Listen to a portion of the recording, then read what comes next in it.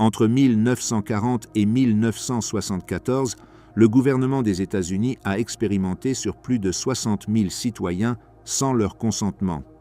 Des soldats ont été enfermés dans des chambres à gaz moutarde, des prisonniers ont reçu des doses massives de LSD pendant des mois consécutifs, des femmes enceintes ont été nourries avec du fer radioactif et leurs bébés ont développé un cancer mortel.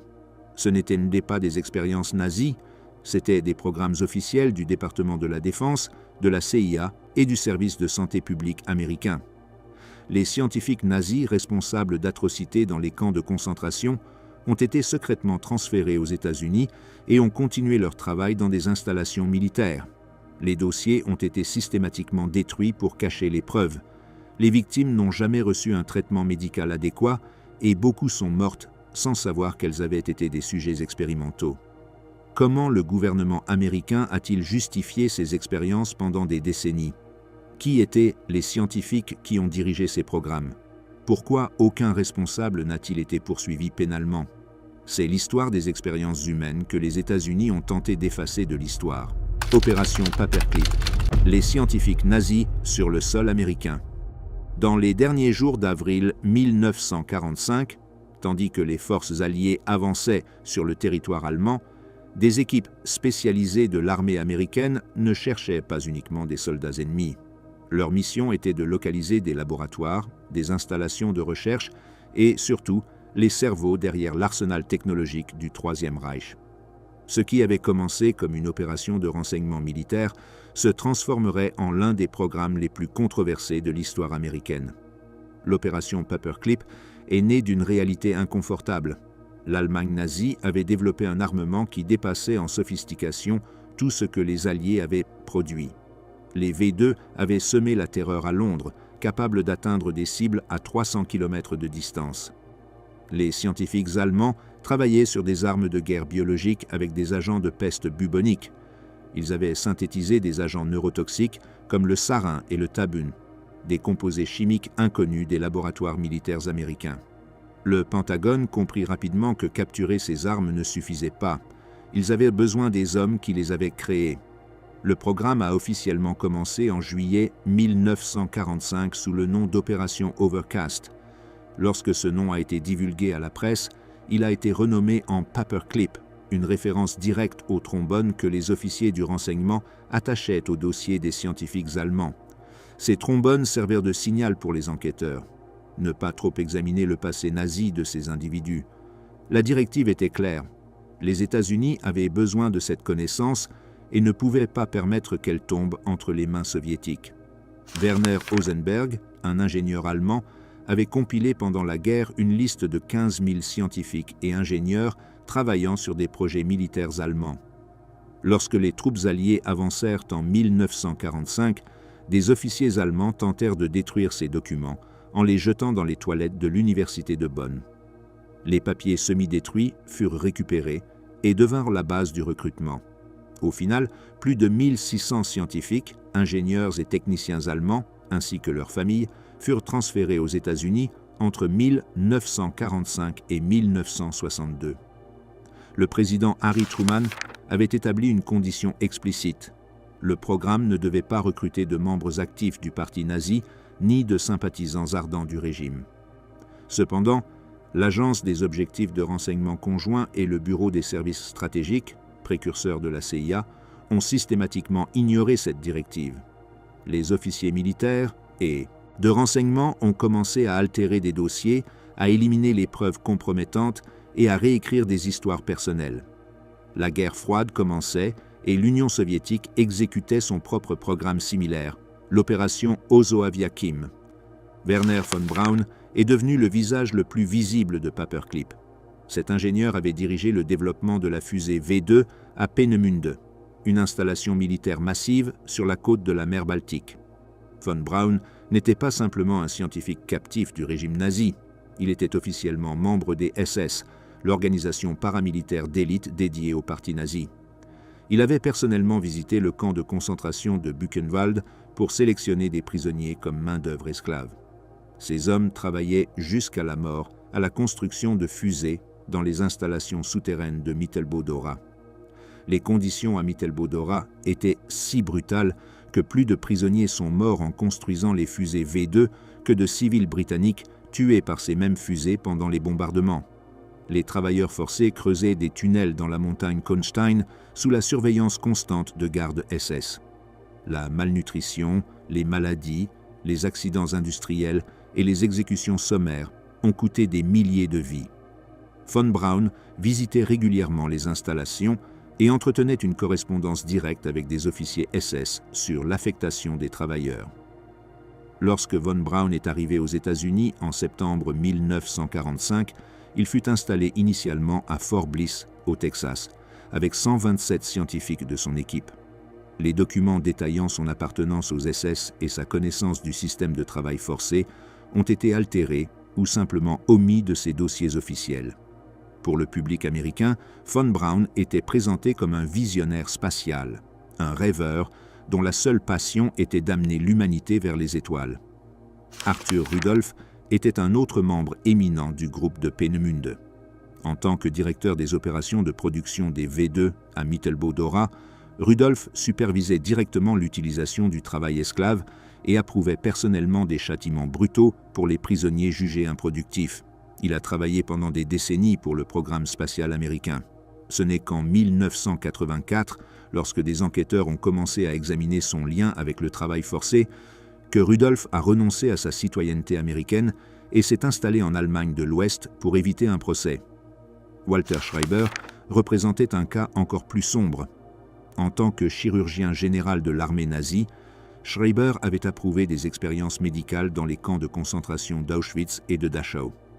Ces expériences comprenaient des tests d'hypothermie où des prisonniers étaient plongés dans de l'eau glacée jusqu'à ce que mort s'ensuive pour étudier les effets du froid extrême. Des expériences étaient également menées sur des maladies infectieuses en injectant des pathogènes mortels à des sujets humains pour observer la progression de la maladie sans traitement. En 1951, quelques semaines après son arrivée aux États-Unis, le Boston Globe publiait des accusations détaillées sur la participation de Schreiber à ces crimes. La réponse du gouvernement américain fut discrète. Ils aidèrent Schreiber à émigrer en Argentine. Le sénateur Harry Byrd de Virginie écrivait publiquement en 1948 pour défendre Paperclip en termes utilitaires. Il argumentait que renoncer à des connaissances inestimables pour des scrupules moraux liés à ceux qui possédaient ces connaissances serait une absurdité stratégique. La moralité, selon cette logique, devait être subordonnée à la sécurité nationale. Les scientifiques de Paperclip ont été dispersés dans tout le pays. 86 ingénieurs aéronautiques ont été transférés à Wright Field dans l'Ohio. Le corps des transmissions de l'armée a employé 24 spécialistes en physique, chimie et optique. Le bureau des mines a utilisé 7 scientifiques allemands dans une usine chimique de carburant synthétique en Louisiane, Missouri. Chacun de ces hommes apportait des connaissances techniques spécifiques que les agences américaines considéraient cruciales pour maintenir l'avantage technologique sur les soviétiques. L'impact de Paperclip sur le développement technologique américain a été indéniable. Von Braun et son équipe ont été transférés en 1950 à Huntsville, Alabama, où ils ont établi le Marshall Space Flight Center. Ce centre est devenu une installation clé pour la NASA.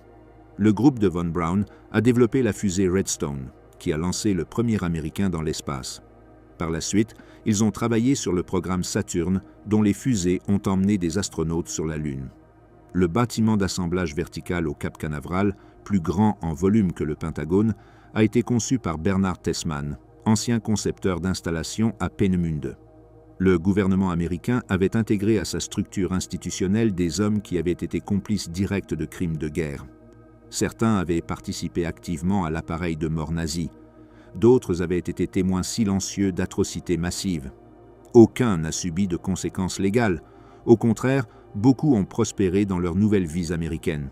Ils ont reçu des salaires généreux, la citoyenneté et, dans certains cas, une reconnaissance publique en tant que pionniers de la science. Le classement des détails de Paperclip a été maintenu jusqu'aux années 1980. À ce moment-là, la plupart des scientifiques transférés étaient décédés ou étaient âgés. Des recherches ultérieures ont révélé l'ampleur de la dissimulation. Les dossiers originaux, lorsqu'ils ont finalement été comparés à ceux qui avaient été modifiés, montraient des éliminations systématiques d'informations compromettantes. Les références à l'adhésion aux SS avaient été effacées. La participation à des expériences médicales avait été omise. La supervision du travail forcé avait été minimisée ou attribuée à d'autres. Seul un scientifique de Paperclip a été formellement jugé, Georg Rickey, qui a été renvoyé en Allemagne en 1947 pour comparaître au procès de Dora, où il a été acquitté. Aucun autre scientifique du programme n'a fait l'objet de poursuites judiciaires aux États-Unis ou en Allemagne. La valeur estimée des brevets et procédés industriels obtenus grâce à Paperclip a atteint 10 milliards de dollars en valeur de l'époque. Ce savoir a accéléré les programmes d'armement, d'aviation et d'exploration spatiale américains pendant des décennies. L'opération Paperclip a établi un précédent inquiétant. Elle a démontré que le gouvernement américain était prêt à compromettre des principes éthiques fondamentaux lorsqu'il les considérait subordonnés à des intérêts de sécurité nationale. Les nazis qui avaient commis ou avaient été complices d'atrocités non seulement ont évité la justice, mais ont été récompensés par de nouvelles carrières, une protection gouvernementale et, dans de nombreux cas, une célébrité publique. Cette même approche de subordonner l'éthique à l'utilité stratégique caractériserait les programmes d'expérimentation humaine que les États-Unis lanceraient dans les décennies suivantes. Armes chimiques, ségrégation et gaz moutarde. Pendant les années de la Seconde Guerre mondiale, tandis que le public américain achetait des bons de guerre et suivait les avancées alliées en Europe, un autre programme secret se développait dans des installations militaires dispersées à travers tout le pays. Le département de la guerre avait lancé un programme massif d'essais d'armes chimiques, utilisant comme sujets expérimentaux des dizaines de milliers de soldats américains. Ce qui distinguait ce programme d'autres efforts de recherche militaire était son composant racial explicite. Les scientifiques militaires séparaient délibérément les sujets selon leur race pour observer comment le gaz moutarde et d'autres agents chimiques affectaient différemment les peaux de couleurs variées. Le gaz moutarde était un agent vésicant connu depuis la Première Guerre mondiale. En entrant en contact avec la peau, le composé chimique pénètre les cellules en quelques secondes, provoquant des cloques douloureuses, des brûlures profondes et des dommages permanents aux tissus. L'exposition cause également des dommages à l'ADN cellulaire, augmentant considérablement le risque de cancer, de leucémie et de maladies respiratoires chroniques comme l'emphysème et l'asthme. Au lieu de ne recourir qu'à des volontaires informés, le programme s'est étendu jusqu'à devenir une expérience d'ingénierie sociale raciale. Rollins Edwards avait 19 ans lorsqu'il a été affecté à une installation militaire près de la côte Est. C'était 1943 et Edwards, en tant que soldat afro-américain dans une armée ségrégée, savait que refuser un ordre militaire n'était pas une option. Un jour, Edwards et environ 60 autres soldats, tous afro-américains, ont été conduits dans un bâtiment sans fenêtre. On leur a dit qu'ils feraient partie d'un test pour déterminer quel effet certains gaz auraient sur les peaux noires. L'explication était directe et effrayante dans son honnêteté. L'armée voulait des données comparatives raciales. Les hommes ont été enfermés dans une chambre scellée. Sans avertissement préalable, du gaz moutarde a commencé à s'infiltrer dans l'espace clos. Edwards se souvient de la sensation d'être en feu. La peau a commencé à brûler intensément. Certains hommes ont commencé à crier et à frapper les portes, essayant de s'échapper. Plusieurs ont perdu connaissance en raison de la douleur et de l'exposition chimique. Lorsque les portes ont finalement été ouvertes, les soldats sont sortis dans des conditions terribles. La peau montrait d'énormes ampoules, des brûlures au 2e et 3e degré, et dans certains cas, un détachement complet des couches épidermiques. Le programme d'essai avec le gaz moutarde a finalement impliqué environ 60 000 soldats américains entre 1942 et 1945. Les expériences se réalisaient dans plusieurs installations, le Naval Research Laboratory à Washington, des installations de l'armée dans le Maryland, un champ d'essai dans le désert de l'Utah et des laboratoires à Panama où le climat tropical permettait d'observer les effets dans des conditions de chaleur extrême et d'humidité élevée. Les tests suivaient 3 méthodologies principales. Les tests de patch consistaient à appliquer du gaz moutarde liquide directement sur la peau des sujets, généralement sur l'avant-bras ou le dos. Les chercheurs variaient la concentration chimique et le temps d'exposition, documentant méticuleusement le développement des lésions cutanées. Les tests de terrain simulaient un combat réel. Les soldats étaient exposés au gaz moutarde dans des environnements extérieurs, avec ou sans équipement de protection. Les tests en chambre, comme celui vécu par Edwards, enfermaient des groupes d'hommes dans des espaces scellés, tandis que le gaz était pompé à l'intérieur. La ségrégation raciale de ces tests n'était pas accidentelle.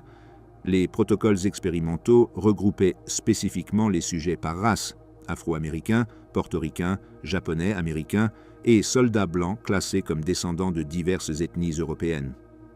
Les chercheurs militaires opéraient sous l'hypothèse scientifiquement infondée que la race déterminait des réponses physiologiques différenciées aux agents chimiques. Cette pseudoscience raciale avait des précédents dans la médecine américaine, où pendant des décennies avaient été perpétués des mythes sur les différences raciales fondamentales dans la susceptibilité aux maladies et la réponse au traitement. Les documents déclassifiés du programme révèlent que les scientifiques militaires prenaient systématiquement des photos des lésions sur les bras des sujets expérimentaux. Ces photographies montrent des progressions spectaculaires, peau intacte, suivie de rougeurs initiales, formation de cloques, éclatement des cloques avec exposition de tissus sous-cutanés et enfin cicatrisation avec pigmentation altérée permanente. Les chercheurs mesuraient la taille des lésions, documentèrent le temps jusqu'à l'apparition des symptômes et dans certains cas réalisaient des biopsies de tissus endommagés. Les conséquences à long terme pour de nombreux participants ont été dévastatrices.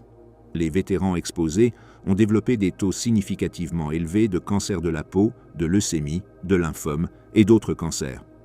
Les brûlures chimiques ont laissé des cicatrices permanentes et des zones de dépigmentation.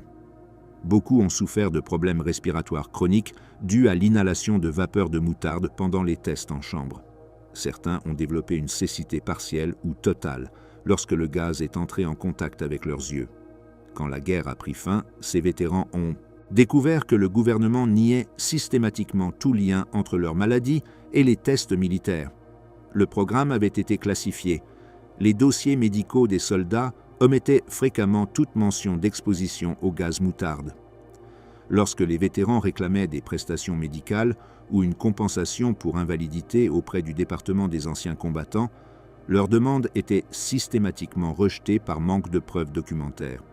Ce n'est qu'en 1991 que le gouvernement fédéral a admis publiquement qu'il avait conduit des expériences avec du gaz moutarde sur des soldats pendant la Seconde Guerre mondiale. Même alors, la révélation était partielle. Les premiers rapports minimisaient l'ampleur du programme et omettaient complètement le composant de ségrégation raciale. Ce n'est qu'après des enquêtes journalistiques approfondies, en particulier le travail de reporter de la National Public Radio, en 2015, que la vérité complète sur la façon dont le programme avait délibérément ségrégué les sujets par race a émergé. Les documents déclassifiés comprennent des mémorandums internes où des scientifiques militaires discutent explicitement de l'importance d'obtenir des données comparatives raciales. Un document décrit des plans pour évaluer les différences de réponse cutanées entre les sujets noirs et blancs exposés à des concentrations identiques d'agents moutarde. Un autre mémorandum détaille les protocoles pour photographier les lésions sur peau foncée par rapport à peau claire en utilisant des techniques d'éclairage spécialisées pour capturer les différences dans la présentation des brûlures chimiques. Le programme a également été étendu à d'autres agents chimiques. Les soldats ont été exposés à la lewisite, un autre agent vésicant qui cause des dommages tissulaires encore plus rapidement que le gaz moutarde. Ils ont été soumis à des expériences avec le phosgène, un gaz asphyxiant qui attaque le système respiratoire, causant un œdème pulmonaire massif. Les tests avec ces agents suivaient les mêmes protocoles: ségrégation raciale, documentation photographique exhaustive et absence d'informations complètes sur les risques. Lorsque les vétérans ont commencé à mourir dans les décennies de 1980 et 1990, de nombreuses familles ignoraient complètement que leurs pères ou grands-pères avaient été sujets expérimentaux. Les autopsies révélaient fréquemment des cancers multiples ou des lésions tissulaires compatibles avec une exposition à des agents vésicants, mais sans accès aux dossiers militaires classifiés, établir la connexion causale était impossible. Ce n'est que lorsque le gouvernement a commencé à déclassifier partiellement des documents du programme, des décennies après sa conclusion, que les familles ont pu enfin comprendre la source des maladies qui avaient tué leurs proches. Le contraste entre le traitement de ces vétérans et le récit public de l'héroïsme militaire était marqué. Alors que la société américaine célébrait la génération la plus grande qui avait gagné la guerre, des milliers de vétérans qui avaient servi comme sujets expérimentaux involontaires faisaient face à des maladies débilitantes sans reconnaissance officielle et sans assistance médicale adéquate. Leur service, réalisé non pas sur les champs de bataille européens, mais dans des chambres à gaz domestiques, restait invisible dans la mémoire collective nationale. La révélation complète de la composante raciale du programme a particulièrement résonné dans les communautés afro-américaines où existait déjà une profonde méfiance historique envers les expériences médicales gouvernementales. Les comparaisons avec l'étude de la syphilis de Tuskegee étaient inévitables. Les deux programmes avaient utilisé des hommes afro-américains comme sujets expérimentaux, les deux avaient opéré sous tromperie et les deux avaient causé des souffrances significatives, tandis que les fonctionnaires gouvernementaux documentaient méticuleusement les résultats sans offrir de traitement ou de compensation adéquat. En 1990, des décennies après la fin du programme, la majorité des participants étaient décédés. Les survivants avaient 80 ou 90 ans. Certains ont finalement reçu une compensation modeste après de longues batailles judiciaires. D'autres sont morts avant que leurs revendications ne soient traitées. MKUltra, le programme de contrôle mental de la CIA. Au printemps 1953, le directeur de la CIA, Allen Dulles, a autorisé le début d'un programme qui resterait comme l'un des chapitres les plus sombres de l'histoire de l'agence de renseignement américaine. Le programme a reçu le nom de code MKUltra, où MK était un digramme utilisé par la CIA pour désigner des projets de la division des services techniques. Ultra suggérait la nature extrêmement classifiée du programme. L'objectif déclaré était de développer des techniques de contrôle mental, d'interrogation améliorée et de manipulation du comportement humain qui pourraient être utilisées contre des agents ennemis pendant la guerre froide. L'origine de MKUltra se trouve dans la panique occidentale face aux supposées techniques de lavage de cerveau soviétiques et chinoises. Pendant la guerre de Corée, des soldats américains capturés confessaient apparemment des crimes de guerre dans des déclarations publiques qui paraissaient robotisées, sans émotion réelle. La presse américaine a commencé à spéculer sur des drogues mystérieuses et des techniques de conditionnement psychologique qui pouvaient transformer un soldat américain loyal en un automate qui répéterait n'importe quelle propagande communiste. Ces histoires, bien que exagérées, ont alimenté une obsession institutionnelle de développer des capacités similaires ou supérieures. Allen Dulles avait exprimé publiquement son inquiétude face à cette guerre cérébrale. Dans des discours devant le Congrès, Dulles décrivait des scénarios où des agents ennemis pourraient être programmés pour assassiner des cibles spécifiques sans aucun souvenir conscient de leurs actions. Il parlait de sérum de vérité qui dissoudrait les défenses psychologiques de tout interrogé. Cependant, la rhétorique publique de Dulles sur les valeurs américaines contrastait fortement avec les ordres qu'il émettait en interne. Quelques jours seulement après un discours où il condamnait les techniques soviétiques comme antithétiques aux valeurs occidentales, Dulles approuva MKUltra. Le programme a été dirigé par Sidney Gottlieb, un chimiste de la CIA spécialisé en toxicologie et substances psychoactives. Gottlieb opérait avec une autonomie considérable et un budget qui atteindrait finalement environ 10 millions de dollars, équivalent à presque 90 millions de dollars ajustés pour l'inflation. Sous sa direction, MKUltra s'est étendu pour inclure plus de 150 sous-projets différents, chacun explorant des techniques distinctes de manipulation mentale et de modification du comportement. La substance centrale de MKUltra était la diéthylamide de l'acide lysergique, connu sous le nom de LSD. Ce composé psychoactif avait été synthétisé en 1938 par le chimiste suisse Albert Hofmann dans les laboratoires Sandoz à Bâle. Dans les années 1950, le LSD était une substance nouvelle et mal comprise qui semblait promettre exactement ce que la CIA recherchait. Une drogue qui pouvait altérer radicalement la perception, dissoudre les défenses psychologiques et potentiellement rendre un sujet vulnérable à la suggestion ou à la manipulation. En 1953, la CIA acheta l'intégralité de l'approvisionnement mondial de LSD des laboratoires Sandoz pour 240 000 $. Cet achat massif donna à Gottlieb le contrôle sur pratiquement tout le LSD disponible en dehors des contextes de recherche universitaire indépendante. Des documents ultérieurs révèle que la CIA envisagea d'acheter 10 kg de LSD, suffisant pour 100 millions de doses, spécifiquement pour éviter que d'autres pays ne contrôlent l'approvisionnement. Les expériences de MKUltra se réalisaient dans un vaste réseau de lieux. Universités prestigieuses, hôpitaux psychiatriques, prisons fédérales et d'État, installations militaires et maisons sécurisées opérées secrètement par la CIA. L'agence canalisait les fonds à travers des organisations de façade pour dissimuler sa participation. De nombreux chercheurs universitaires qui recevaient des subventions pour étudier les effets du LSD ignoraient que l'argent provenait de la CIA et que leurs résultats seraient utilisés pour développer des techniques d'interrogation et de contrôle mental. L'hôpital de l'Université de Georgetown à Washington est devenu un centre important pour les expériences MKUltra. Le docteur Charles Geschichter, professeur de pathologie à Georgetown, dirigeait le Geschichter Fund for Medical Research, une fondation par laquelle la CIA finançait des recherches sur les drogues et le contrôle du comportement. La CIA a fourni 375 000 $ pour la construction d'une nouvelle installation médicale à l'hôpital de Georgetown. En échange, Geschichter a accepté de permettre à la CIA d'utiliser un 6e du nouveau bâtiment Gorman Annex comme maison de sécurité hospitalière et de fournir des patients humains et des volontaires pour usage expérimental. Les méthodes expérimentales variaient dans leur invasivité et leur dangerosité. Certains sujets recevaient des doses uniques de LSD, tandis que les chercheurs observaient et documentaient leurs réactions. D'autres étaient soumis à des régimes de dosage prolongés qui s'étendaient sur des semaines ou des mois. À l'Institut national de la santé mentale au Centre de recherche sur les addictions du Kentucky, 7 hommes afro-américains dépendants de drogue ont reçu du LSD continuellement pendant 77 jours consécutifs.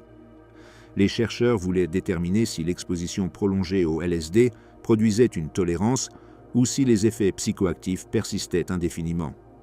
Un patient mental dans le Kentucky a été dosé avec du LSD pendant 174 jours.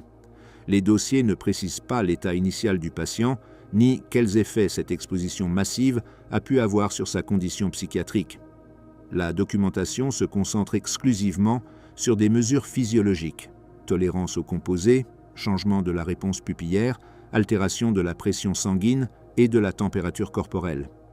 L'expérience subjective du patient, sa souffrance psychologique ou toute préoccupation pour son bien-être semblent absentes des archives expérimentales.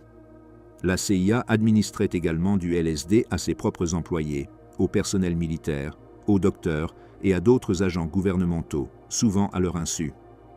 En novembre 1953, un groupe de 10 scientifiques s'est réuni dans une cabane isolée dans les bois du Maryland.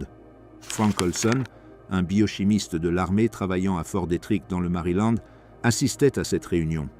Sans qu'Olson le sache, Sidney Gottlieb avait mélangé du LSD dans la bouteille de Cointreau que les scientifiques buvaient après le dîner. Olson, ainsi que d'autres collègues, a été dosé sans son consentement. Les effets sur Olson ont été particulièrement sévères. Il a développé une paranoïa aiguë, une dépression profonde et des pensées confuses. Sa famille a observé que son comportement est devenu erratique et inquiétant. 20 minutes après minuit, le 28 novembre 1953, Frank Olson est tombé de la fenêtre du 13e étage d'un hôtel à New York et est mort. La narration officielle a immédiatement classé la mort d'Olson comme un suicide. Cependant, des documents déclassifiés des décennies plus tard ont révélé que la CIA avait intensément surveillé Olson dans les jours précédant sa mort. Il y avait des préoccupations qu'Olson, après son expérience avec le LSD, puisse révéler des informations classifiées sur les programmes de guerre biologique. La famille Olson a finalement reçu une compensation du gouvernement, mais les circonstances exactes de sa mort restent contestées. Les prisons offraient à la CIA l'accès à des sujets expérimentaux qui avaient peu de pouvoir pour refuser de participer. James Whitey Bulger, qui deviendrait plus tard l'un des criminels organisés les plus notoires des États-Unis, a été sujet expérimental dans MKUltra alors qu'il purgeait une peine à la prison d'Atlanta en 1957. Bulger a décrit l'expérience comme terrifiante. 8 condamnés en état de panique et de paranoïa, perte totale d'appétit, hallucinations intenses où la pièce changeait de forme, des heures de paranoïa et de sentiments violents. Ils vivaient des périodes horribles de cauchemars et même du sang sortant des murs. Des compagnons transformés en squelettes devant leurs yeux, une caméra se transformant en tête de chien. Bulger avait l'impression de devenir fou. On leur avait dit vaguement qu'il participerait à des tests de nouveaux médicaments. La CIA gérait également des planques urbaines où se déroulaient des expériences particulièrement intrusives. L'opération Midnight Climax fut l'un des sous-projets les plus notoires. Des agents de la CIA louaient des appartements à San Francisco et à New York, les équipant de miroirs sans teint et de matériel d'enregistrement caché. La CIA engageait des prostituées pour attirer des hommes dans ses appartements. Les prostituées administraient du LSD dans les boissons des hommes à leur insu. Les agents de la CIA observaient depuis des pièces adjacentes, documentant comment les hommes se comportaient sous l'influence de la drogue dans des situations d'intimité sexuelle. L'agent fédéral George White dirigeait ces opérations. White était un officier de narcotiques avec un historique d'utilisation de violence pendant les interrogatoires. Son calendrier quotidien, ultérieurement obtenu grâce à des demandes de liberté d'information, enregistre des sessions où des sujets ont été drogués et observés. Les hommes drogués n'avaient aucune idée qu'ils étaient des sujets expérimentaux de la CIA. Beaucoup ne sauraient probablement jamais ce qui leur était arrivé. Les expériences ne se limitaient pas au LSD. MKUltra enquêtait sur les barbituriques, les amphétamines, la mescaline et la scopolamine. On a expérimenté la privation sensorielle en enfermant des sujets dans des caissons d'isolation ou des salles complètement sombres et silencieuses pendant des jours. On a utilisé l'électrochoc pour tenter d'effacer la mémoire et créer des états de confusion pouvant faciliter la reprogrammation mentale. On a exploré des techniques d'hypnose profonde pour déterminer si des sujets hypnotisés pouvaient être contraints à accomplir des actions qu'ils refuseraient normalement. L'un des objectifs centraux était de créer un candidat mandchou, une personne qui pourrait être programmée pour exécuter une action spécifique, comme un assassinat, sans mémoire consciente d'avoir été programmée. Les chercheurs n'ont jamais atteint cet objectif. Le contrôle mental absolu s'est avéré être davantage une fantaisie de science-fiction qu'une réelle possibilité scientifique. Cependant, dans le processus de poursuite de cet objectif impossible, la CIA a causé des dommages significatifs à un nombre incalculable d'individus. Au début des années 1960, même les directeurs du programme reconnaissaient que le LSD était trop imprévisible pour un usage opérationnel fiable. Les effets variaient considérablement entre individus et contextes. Loin de créer des agents contrôlables ou des techniques d'interrogatoire infaillibles, le LSD produisait souvent des expériences chaotiques que les sujets ne pouvaient pas verbaliser de manière cohérente. La CIA a commencé à développer d'autres composés, dont le BZ, un hallucinogène synthétique, considéré comme plus prometteur. Cependant, le soutien institutionnel à ces programmes a commencé à diminuer. En 1972, après sa retraite, Sidney Gottlieb a publiquement rejeté tous ses efforts pour MKUltra comme inutiles. Un an auparavant, en 1973, le directeur de la CIA, Richard Helms, a ordonné la destruction de tous les dossiers de MKUltra stockés au centre de registre de l'agence. Helms espérait qu'en éliminant la documentation, aucune enquête future ne pourrait établir les détails complets du programme. La destruction a été étendue, mais pas complète. Certains documents avaient été archivés incorrectement dans des emplacements qui n'ont pas été inclus dans l'ordre de destruction. En 1977, le chercheur John Marks a utilisé des demandes de liberté d'information pour obtenir environ 700 pages de nouveaux documents de MKUltra. Ceux-ci ont révélé des détails jusque-là inconnus sur l'ampleur du programme, le nombre d'institutions impliquées et la variété d'expériences conduites.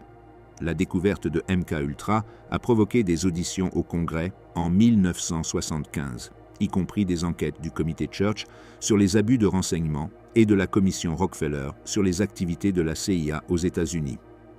Le directeur de la CIA, Stansfield Turner, a témoigné devant le Congrès qu'il était horrifié par le drogué secret de citoyens. Il a promis que l'agence essaierait d'identifier les sujets et de considérer la responsabilité du gouvernement envers eux. Cependant, avec la majorité des dossiers détruits, identifier toutes les victimes s'est avéré impossible.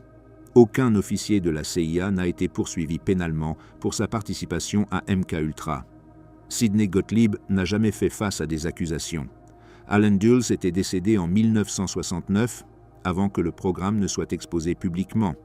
Les chercheurs universitaires qui avaient réalisé des expériences avec des fonds de la CIA soutenaient généralement qu'ils ignoraient l'origine des subventions ou l'utilisation prévue de leurs résultats. Le programme a clairement montré les conséquences de permettre à une agence de renseignement d'opérer sans supervision significative. Il a violé des principes fondamentaux d'éthique médicale établis dans le Code de Nuremberg de 1947, qui avait été créé spécifiquement en réponse aux expérimentations nazies. MKUltra a laissé des victimes réelles, dont les vies ont été détruites ou altérées de façon permanente. Certaines ont développé des maladies mentales persistantes après l'exposition au LSD. D'autres ont vécu avec un traumatisme psychologique d'expérience qu'ils ne pouvaient pas comprendre complètement. Frank Olson est mort. Sa famille a passé des décennies à chercher la vérité sur les circonstances de sa mort. Radiation humaine, l'expérience atomique invisible.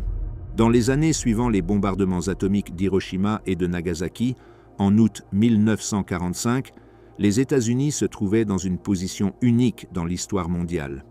Ils étaient la seule nation à posséder des armes nucléaires opérationnelles et à les avoir utilisées en combat. L'ère atomique avait commencé et avec elle, des questions scientifiques urgentes ont émergé concernant les effets de la radiation sur le corps humain. Les réponses à ces questions étaient considérées comme cruciales pour la sécurité nationale. Le développement de plus d'armes nucléaires, la protection du personnel militaire en cas de guerre atomique et la préparation à d'éventuelles attaques ennemies dépendaient d'une compréhension précise de la manière dont la radiation affectait les êtres humains. Pour obtenir ces réponses, le gouvernement fédéral des États-Unis, principalement par l'intermédiaire de la Commission de l'énergie atomique et de plusieurs institutions médicales associées, a lancé des milliers d'expériences de radiation sur des citoyens américains. Ces expériences ont couvert la période allant de la décennie de 1940 jusqu'au milieu des années 70. Les sujets comprenaient des enfants ayant des handicaps mentaux, des femmes enceintes, des patients en phase terminale, des prisonniers et des populations vulnérables dans des hôpitaux publics. À Nashville, Tennessee, la prestigieuse université Vanderbilt gérait une clinique gratuite qui soignait principalement des femmes enceintes aux faibles revenus. Pendant les décennies des années 1940 et 50, des centaines de ces femmes ont été intégrées dans une étude sur la radiation. Les chercheurs leur administraient des doses de fer radioactif, leur disant qu'il s'agissait d'un supplément nutritionnel normal pour améliorer la santé pendant la grossesse. Les résultats ont été publiés dans l'American Journal of Epidemiology en 1969, bien avant que le scandale complet ne soit exposé publiquement. L'étude montrait un schéma inquiétant. Parmi les mères ayant reçu le fer radioactif, 4 ont donné naissance à des enfants qui ont ensuite développé des malignités, y compris la leucémie lymphatique aiguë et le sarcome synovial. Les 4 enfants sont morts au cours de l'étude. Aucune malignité n'a été découverte chez les enfants du groupe témoin. L'analyse statistique a montré une augmentation petite mais significative de la propension des enfants exposés à la radiation au développement du cancer. Au Tennessee également, à Oak Ridge National Laboratory, des patients atteints de cancers de divers âges ont été soumis à une irradiation corporelle totale. Oak Ridge était une installation centrale dans le complexe nucléaire américain, initialement établi dans le cadre du projet Manhattan.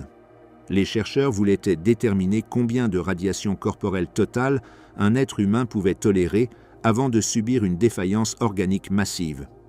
Ces informations étaient considérées comme précieuses pour protéger les travailleurs nucléaires et le personnel militaire.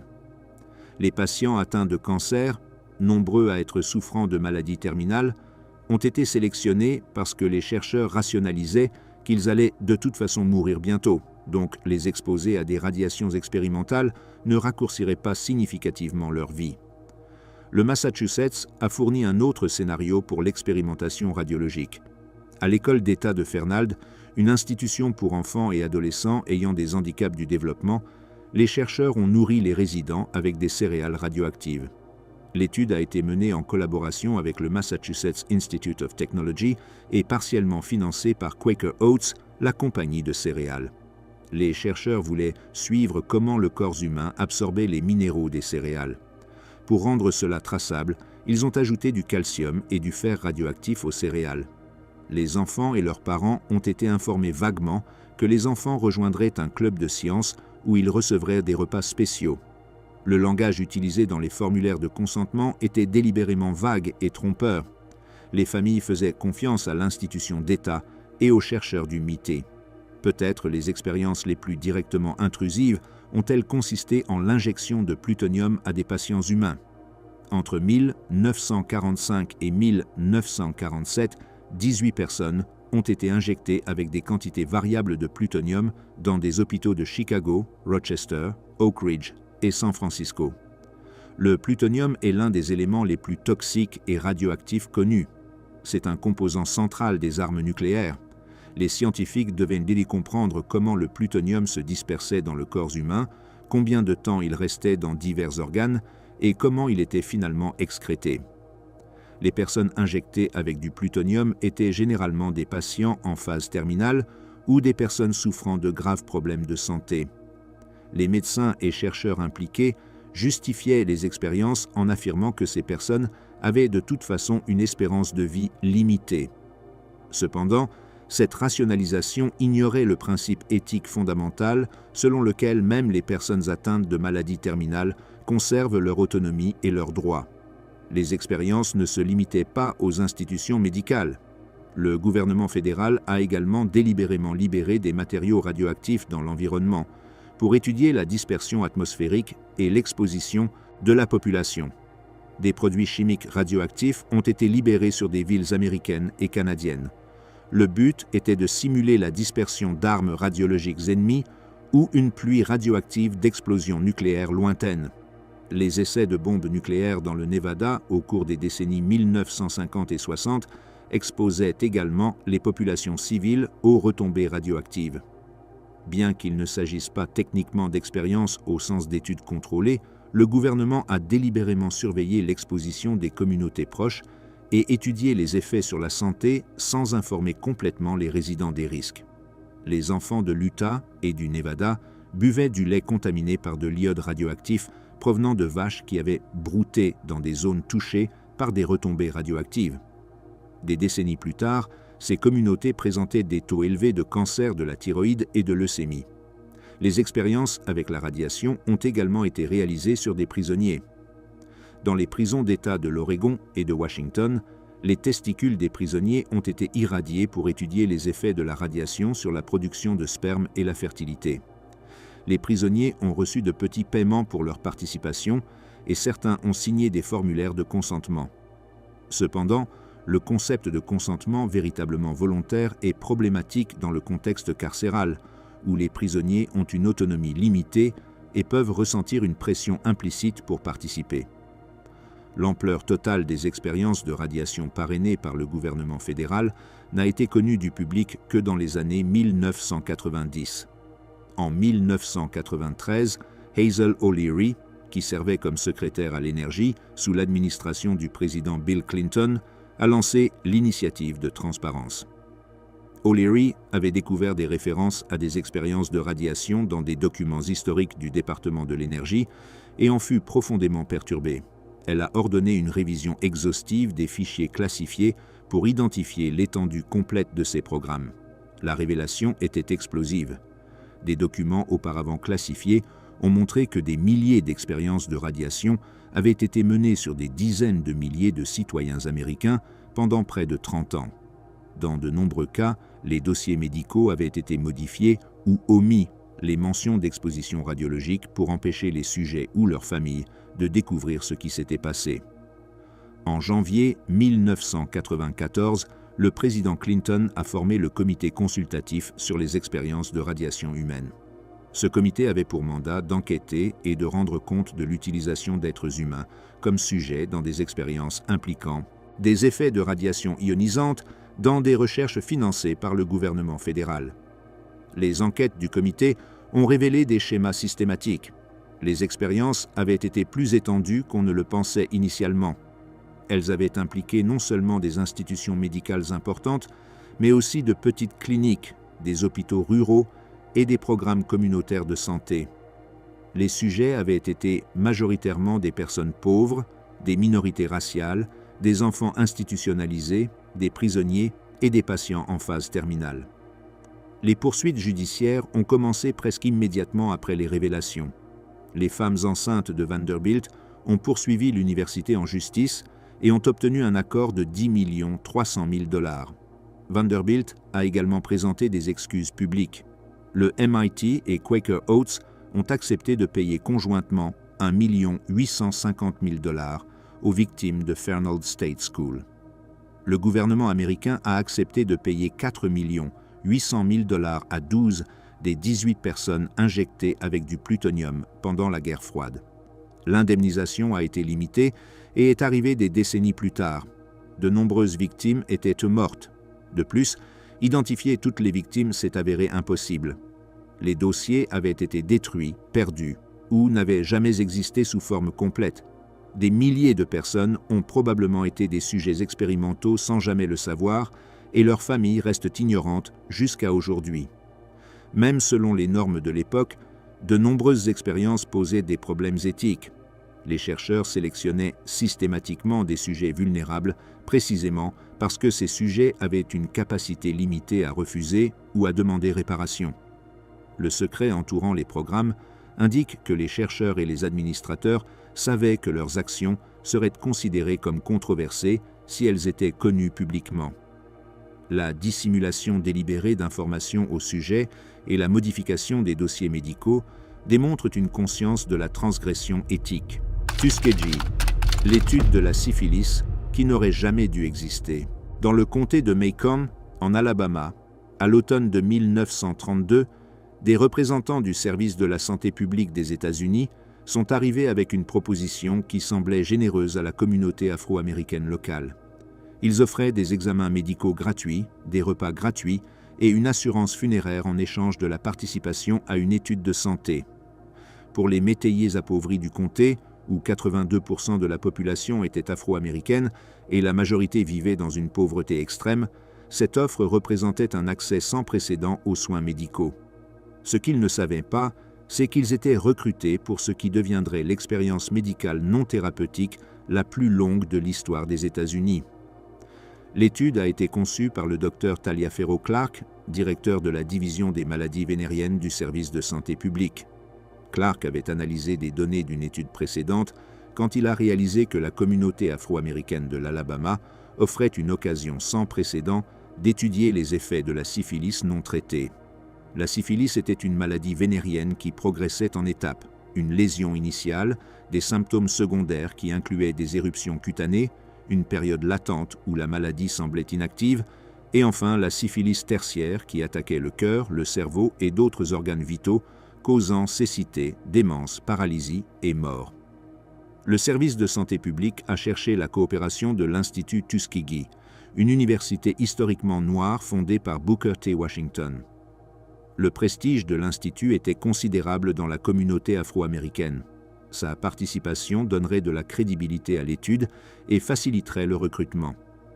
Le chirurgien général Hugh Cumming a écrit au directeur de l'Institut en 1932, décrivant l'étude comme une occasion sans précédent de réaliser des recherches scientifiques qui ne pourraient probablement pas être reproduites ailleurs dans le monde. 600 hommes afro-américains ont été initialement recrutés, 399 avec la syphilis latente et 201 sans la maladie qui servirait de groupe témoin. Les hommes étaient principalement des métayers qui n'avaient jamais consulté de médecin auparavant. Beaucoup ne savaient ni lire ni écrire. Ils vivaient dans un système qui était encore très proche de leur passé de plantation, travaillant sous des agriculteurs blancs dans un système qui offrait peu plus qu'une survie basique. Les hommes n'ont jamais été informés qu'ils avaient la syphilis. À la place, les chercheurs ont utilisé un terme local, mauvais sang, qui dans le comté de Macomb était utilisé pour décrire plusieurs affections, incluant la syphilis, l'anémie et la fatigue générale. Les hommes croyaient qu'ils recevaient un traitement pour le mauvais sang. En fait, ils ne recevaient pas de traitement authentique.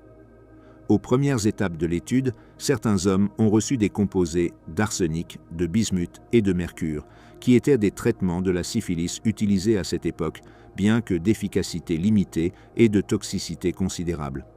Cependant, lorsque l'étude n'a pas produit de données utiles, les chercheurs ont décidé simplement d'observer le cours naturel de la maladie non traitée jusqu'à la mort des sujets. L'étude avait initialement été prévue pour durer 6 mois. 40 ans plus tard, elle continuait toujours. En 1943, la pénicilline est devenue largement disponible comme traitement efficace pour la syphilis. Pour 1947, la pénicilline était le traitement de choix, capable de guérir la syphilis même à des stades avancés si elle était administrée à temps. Les hommes de Tuskegee n'ont jamais reçu de pénicilline. Les chercheurs du service de santé publique ont travaillé activement pour s'assurer que ces hommes ne reçoivent pas de traitement d'autres sources. Pendant la Seconde Guerre mondiale, 256 des hommes infectés se sont inscrits pour le recrutement militaire. Dans les centres d'incorporation, ils ont été diagnostiqués avec la syphilis et on leur a ordonné de se faire traiter avant de pouvoir être acceptés dans les forces armées. Les chercheurs du service de santé publique sont intervenus pour empêcher ces hommes de recevoir un traitement. Ils soutenaient que l'étude était d'une grande importance d'un point de vue scientifique et représentait une des dernières occasions que la science médicale aurait de mener une recherche de ce type. Les médecins locaux du comté de Macomb ont été convaincus de ne pas traiter les participants à l'étude. L'infirmière Eunice Rivers, une femme afro-américaine employée par le service de santé publique, servait de lien entre les chercheurs et les sujets. Rivers a gagné la confiance des hommes et les accompagnait à leurs rendez-vous médicaux annuels. Sa présence rassurait les hommes et leur donnait l'impression qu'ils recevaient des soins médicaux authentiques de la part de professionnels soucieux de leur bien-être. Les examens annuels comprenaient des examens physiques de base et, surtout, des ponctions lombaires. Les chercheurs avaient au besoin de liquide céphalo-rachidien pour étudier comment la syphilis affectait le système nerveux central. Les ponctions lombaires sont des procédures invasives qui impliquent d'insérer une aiguille entre les vertèbres de la colonne vertébrale pour extraire du liquide. La procédure est douloureuse et comporte des risques d'infection, de maux de tête sévères et, dans de rares cas, de lésions nerveuses. On a dit aux hommes que les ponctions étaient un traitement spécial pour leur mauvais sang. Pour 1969, au moins 28 et possiblement 100 hommes étaient morts directement de la syphilis.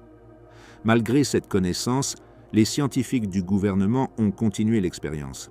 Le but était de suivre les participants jusqu'à ce que tous soient morts, que des autopsies soient réalisées et que les données du projet puissent être analysées complètement. L'assurance funéraire offerte aux participants avait un objectif secondaire. Elle assurait que les familles permettraient des autopsies, fournissant aux chercheurs l'opportunité d'examiner les dommages tissulaires causés par des décennies de syphilis non traitées. L'étude a été publiée librement dans la littérature médicale pendant toute sa durée. Le premier rapport clinique est apparu en 1934, seulement 2 ans après le début. Un rapport plus important a été publié en 1936. Au fil des années, au moins 13 articles sur l'étude de Tuskegee sont apparus dans des revues médicales. Les articles décrivaient clairement que les sujets ne recevaient pas de traitement. La communauté médicale professionnelle était consciente de l'existence de l'étude. Cependant, aucun médecin n'a publié de lettre critiquant l'étude à aucun moment pendant ces 40 ans d'opération. Dans les années 1960, Peter Buxton, un chercheur sur les maladies vénériennes du service de santé publique travaillant à San Francisco, découvrit des détails sur l'étude de Tuskegee. Buxton fut profondément perturbé. Il présenta des plaintes officielles à ses supérieurs, arguant que l'étude était éthiquement injustifiable. Les responsables du service de santé publique formèrent un comité pour revoir l'étude, mais décidèrent finalement de la continuer. La justification était qu'elle avait déjà duré si longtemps que l'arrêter maintenant signifierait gaspiller des décennies de données. Buxton, frustré par l'inaction institutionnelle, a divulgué des informations sur l'étude à un ami journaliste, qui les a transmises à John Heller de l'Associated Press. Heller a mené une enquête approfondie et a écrit un article détaillé. L'histoire est apparue en juillet 1972 et a provoqué une indignation publique immédiate. La réaction du gouvernement a été rapide.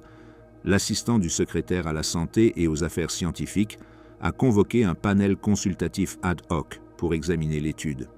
Le panel a conclu que l'étude n'était pas justifiée éthiquement, que les résultats étaient disproportionnellement faibles par rapport aux risques connus pour les sujets humains impliqués. En octobre 1972, le panel a recommandé de mettre fin à l'étude. Un mois plus tard, l'assistant du secrétaire a officiellement annoncé la fin de l'étude. Les conséquences, pour les participants et leurs familles, ont été dévastatrices. 28 participants étaient morts directement de la syphilis. 100 autres étaient morts de complications liées. Au moins 40 épouses avaient été infectées par la syphilis par leur mari. 19 enfants étaient nés avec la syphilis congénitale, héritant l'infection de leurs parents. D'innombrables autres avaient vécu avec des symptômes débilitants de la syphilis tertiaire, cécité, démence, douleurs chroniques, incapacité neurologique. En 1973, une action collective a été intentée au nom des participants à l'étude et de leurs familles. L'affaire a été réglée à l'amiable en 1974 pour 10 millions de dollars. L'accord a réparti la compensation en catégories. Les participants vivants du groupe syphilitique ont reçu 37 500 dollars chacun. Les participants vivants du groupe de contrôle ont reçu 16 500 dollars. Les héritiers des participants décédés du groupe syphilitique ont reçu 15 000 dollars. Les héritiers du groupe de contrôle ont reçu 5 000 dollars. Le gouvernement a également mis en place le programme de prestations de santé de Tuskegee pour fournir des soins médicaux aux survivants de l'étude. En 1975, le programme a été étendu pour inclure les épouses, les veuves et les enfants qui avaient été infectés. Le dernier participant à l'étude est mort en janvier 2004. La dernière veuve recevant des prestations est morte en janvier 2009. Les enfants des participants, actuellement 10, continuent de recevoir des prestations médicales et de santé. En mai 1997, le président Bill Clinton a présenté des excuses présidentielles formelles pour l'étude. Lors de la cérémonie à la Maison-Blanche, Clinton a déclaré que ce que le gouvernement américain a fait était honteux et profondément regrettable. Il a annoncé l'investissement pour établir ce qui est devenu le Centre national de la bioéthique en recherche et soins de santé à l'université de Tuskegee. L'étude de Tuskegee n'était pas unique. En 2010, des recherches de l'historienne Susan Riverby du Wellesley College ont révélé que le même groupe de chercheurs du service de santé publique avait mené des expériences au Guatemala entre 1946 et 1948. Dans ces expériences, environ 1500 personnes ont été délibérément infectées par la syphilis et la gonorrhée pour étudier si certains médicaments pouvaient prévenir l'infection. La secrétaire d'État Hillary Clinton a présenté des excuses officielles au Guatemala lorsque les expériences ont été révélées. Le président Barack Obama a appelé le président guatémaltèque Álvaro Colom pour s'excuser personnellement. Colom a décrit les expériences comme un crime contre l'humanité. L'étude est fréquemment citée comme source de méfiance médicale persistante dans la communauté afro-américaine des États-Unis. Les taux de participation des Afro-Américains aux essais cliniques légitimes sont plus bas que dans les populations blanches, en partie en raison de cette méfiance historique. Pendant la pandémie de Covid-19, l'hésitation initiale à se faire vacciner dans les communautés afro-américaines a été liée spécifiquement aux souvenirs de Tuskegee. L'étude a également entraîné des changements significatifs dans les réglementations de recherche médicale. En 1979, le rapport Belmont a établi des principes éthiques pour la recherche impliquant des sujets humains, le respect des personnes, la bienfaisance et la justice. Le Bureau pour la protection des sujets humains de la recherche a été établi au sein du département de la santé et des services sociaux pour superviser le respect des réglementations éthiques. L'aspect le plus inquiétant de l'étude de Tuskegee n'est pas simplement qu'elle ait eu lieu, mais combien de temps elle a continué avec la connaissance large de la communauté médicale. 13 articles académiques ont été publiés. Des centaines de médecins et de scientifiques ont lu ces articles. Personne n'a objecté publiquement. Les responsables du service de la santé publique qui ont supervisé l'étude n'étaient pas des médecins marginaux ou des scientifiques sans scrupules. C'étaient des professionnels respectés dans leur domaine. Leur volonté de continuer l'étude pendant 40 ans, bien longtemps après qu'un traitement efficace ait été disponible, révèle comment les institutions peuvent normaliser un comportement profondément immoral lorsque ce comportement est présenté comme un service à des objectifs scientifiques ou de santé publique plus larges. La dissimulation et les conséquences. Les programmes d'expérimentation humaine menés par le gouvernement américain entre 1940 et 1974 partageaient des caractéristiques communes au-delà de leur méthodologie spécifique. Tous fonctionnaient sous classification stricte. Tous impliquaient des sujets qui avaient peu de pouvoir pour résister ou demander réparation. Des soldats sous ordre militaire, des prisonniers sous garde de l'État, des patients psychiatriques institutionnalisés, des enfants avec des handicaps, des minorités raciales faisant face à une discrimination systématique. Tous manquaient de surveillance éthique significative. Et lorsque ces programmes ont finalement été dévoilés, des décennies après leur début, le gouvernement fédéral a répondu par un déni, la destruction de preuves et une résistance à rendre des comptes. Le camouflage systématique a commencé avec la classification initiale des programmes. Opération Paperclip, MKUltra, les expériences d'armes chimiques, les études sur le rayonnement et l'étude de Tuskegee fonctionnaient à divers niveaux de secret. Paperclip et MKUltra étaient des programmes de renseignement entièrement classifiés. Les expériences d'armes chimiques étaient connues seulement par le personnel militaire impliqué et les soldats participants étaient instruits de ne pas discuter de leur expérience. Les études sur le rayonnement existaient dans une zone grise. Certains résultats étaient publiés dans la littérature scientifique, mais les liens avec le financement gouvernemental et les objectifs de sécurité nationale étaient cachés. Seul Tuskegee opérait avec quelque chose de semblable à la transparence académique. Les résultats étaient régulièrement publiés dans des revues médicales. Cependant, cette transparence était trompeuse. Alors que la communauté médicale professionnelle était au courant de l'étude, le grand public ne l'était pas.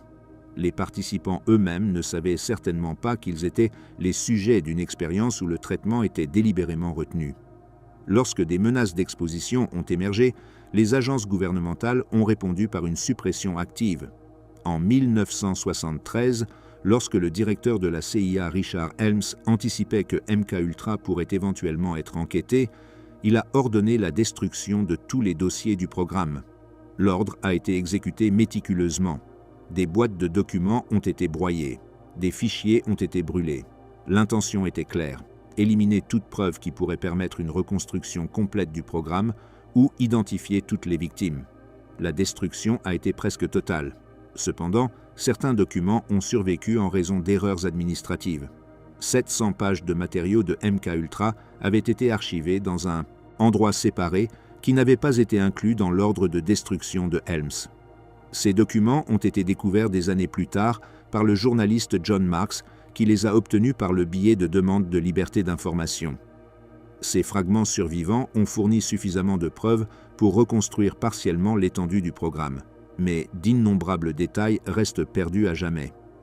L'exposition publique de ces programmes s'est produite principalement au cours des années 1970, une période de surveillance gouvernementale intense suivant le scandale du Watergate.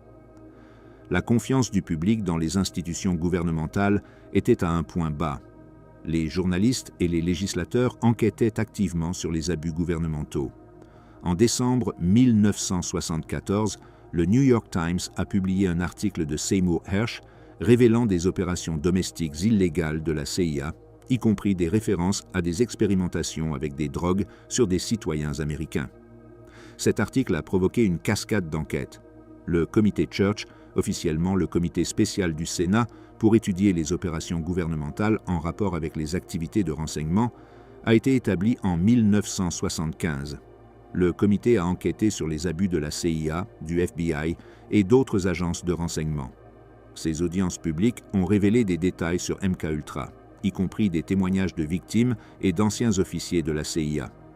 Le directeur de la CIA, Stansfield Turner, a témoigné qu'il était horrifié par le droguerie secrète de citoyens et a promis que l'agence tenterait d'identifier les sujets et de considérer la responsabilité gouvernementale envers eux. La commission Rockefeller, formée également en 1975, a examiné les activités de la CIA aux États-Unis. Son rapport documentait des expériences sur des sujets humains, des opérations de surveillance domestique et d'autres programmes qui violaient le mandat légal de la CIA de se concentrer sur le renseignement étranger. Cependant, tant le comité Church que la commission Rockefeller faisaient face à des limitations significatives. La destruction de documents par Helms signifiait que beaucoup de détails ne pourraient jamais être récupérés. Les témoins clés étaient morts, avaient pris leur retraite ou refusaient de coopérer. Les expériences de radiation sont restées cachées plus longtemps. Ce n'est qu'en 1993, presque 2 décennies après leur fin, que la secrétaire à l'énergie Hazel O'Leary a lancé l'examen qui en a révélé toute l'ampleur. La réponse du président Clinton, en formant le comité consultatif sur les expériences de radiation humaine en 1994, a représenté une reconnaissance officielle de graves transgressions. Le comité a examiné des milliers de documents, interviewé des survivants et des membres de famille et produit un rapport exhaustif documentant des expériences sur environ 4000 sujets humains directement et l'exposition indirecte de dizaines de milliers d'autres. Aucun chercheur gouvernemental n'a été poursuivi pénalement pour sa participation à ces programmes, ni Gottlieb pour MKUltra, ni les médecins qui ont administré des radiations sans consentement, ni les officiers qui supervisaient Tuskegee, ni les scientifiques de Paperclip complices de crimes nazis qui ont été activement protégés de l'extradition. Les délais de prescription avaient expiré dans certains cas. Dans d'autres, établir la responsabilité pénale individuelle était difficile parce que les décisions avaient été prises par des comités ou suivaient des protocoles institutionnels. Fréquemment, l'argument était que les normes éthiques avaient évolué avec le temps et juger des actions passées selon des standards actuels serait injuste. De plus, les poursuites pourraient nécessiter de révéler des informations supplémentaires classifiées que le gouvernement n'était pas disposé à déclassifier. Les victimes qui pouvaient être identifiées ont reçu une compensation variable. Les plus grands accords ont été atteints dans les cas où une documentation claire avait survécu. Vanderbilt a payé $10 300 000 aux femmes enceintes irradiées. L'accord de Tuskegee a fourni $10 millions distribués entre les participants et les familles. MIT et Quaker Oats ont payé presque $2 millions aux victimes de Fernald. Cependant, d'innombrables autres victimes n'ont jamais rien reçu parce qu'elles ne pouvaient prouver leur participation à des programmes dont la documentation avait été détruite. La réponse institutionnelle comprenait des réformes significatives des réglementations en matière de recherche. La Loi nationale de recherche de 1974 a établi la Commission nationale pour la protection des sujets humains de la recherche biomédicale et comportementale. Cette commission a produit le rapport Belmont en 1979, qui reste le document fondateur de l'éthique de la recherche moderne aux États-Unis. Les réglementations fédérales exigent maintenant que toute recherche avec des sujets humains, financée par le gouvernement, soit examinée par des comités d'éthique institutionnels qui évaluent les risques et les bénéfices et s'assurent que le consentement éclairé soit obtenu véritablement. Cependant, les critiques soulignent que ces réformes, bien que significatives, ont des limites. Les comités d'éthique varient largement dans leur rigueur. Dans les contextes militaires et de renseignement, des exceptions aux exigences de consentement éclairé existent encore. Le concept de consentement véritablement éclairé est problématique dans des situations où les sujets ont un pouvoir limité, prisonniers, personnel militaire, patients dépendant de soins médicaux publics. De plus, les réglementations s'appliquent principalement à la recherche financée par l'État fédéral dans des institutions recevant des fonds fédéraux. La recherche privée fait face à moins de supervision. L'héritage le plus profond de ces programmes est l'érosion de la confiance publique. Lorsque les citoyens découvrent que leur gouvernement a utilisé des personnes comme sujets expérimentaux sans consentement, a dissimulé cette pratique pendant des décennies et a détruit des preuves pour prévenir la reddition de comptes, la confiance dans les institutions gouvernementales est fondamentalement endommagée. Cette méfiance est particulièrement aiguë dans les communautés qui ont été disproportionnellement victimisées, les Afro-Américains, les anciens combattants, les personnes atteintes de maladies mentales, les populations à faibles ressources. Pendant la pandémie de Covid-19, les fonctionnaires de santé publique ont fait face à une résistance significative aux mesures de santé publique, y compris la vaccination. Une partie de cette résistance était enracinée dans des théories du complot infondées. Cependant, une autre partie reflétait un scepticisme historique légitime basé sur de réelles transgressions gouvernementales passées.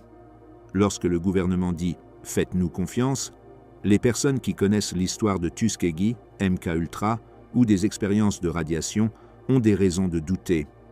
Les programmes posent également des questions sur la relation entre la connaissance scientifique et l'éthique. Les scientifiques impliqués dans ces programmes se voyaient souvent comme des serviteurs objectifs du savoir ou de la sécurité nationale. Les données qu'ils recueillaient étaient considérées comme précieuses pour protéger les travailleurs du nucléaire, développer des défenses contre les armes chimiques et informer les stratégies de santé publique. Cependant, ces objectifs scientifiques légitimes ne justifient pas les méthodes employées pour les poursuivre. La fin ne justifie pas les moyens lorsque ceux-ci impliquent de traiter des êtres humains comme des objets d'expérimentation sans respect pour leur autonomie, dignité ou bien-être. Cette compréhension, codifiée dans le Code de Nuremberg après les procès de Nuremberg contre les médecins nazis, n'a apparemment pas été internalisée par de nombreux scientifiques et institutions américains au cours des décennies suivantes.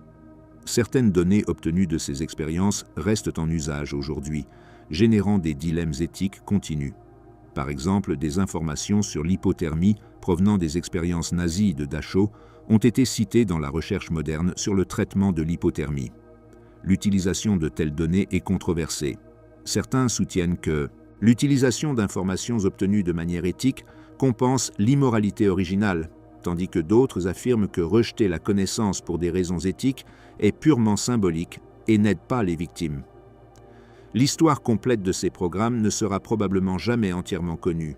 La destruction de documents, la mort de participants et de témoins, ainsi que la classification continue de certains matériaux, assurent que des lacunes significatives demeurent.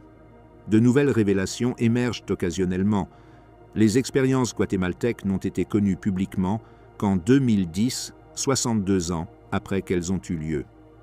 Quelles autres transgressions demeurent cachées dans des archives classifiées ou perdues dans des documents détruits est impossible à déterminer. Ce qui reste clair, c'est que le gouvernement américain, sur une période d'environ 40 ans, a mené des programmes d'expérimentation humaine étendus qui ont violé des principes éthiques fondamentaux. Ces programmes n'étaient pas des anomalies exécutées par des individus rebelles, c'étaient des efforts institutionnels systématiques qui impliquaient de multiples agences, des centaines de scientifiques et des milliers de sujets. Ils ont été approuvés au plus haut niveau du gouvernement, financés par des fonds publics et poursuivis pendant des décennies, même lorsque des preuves de préjudice s'accumulaient.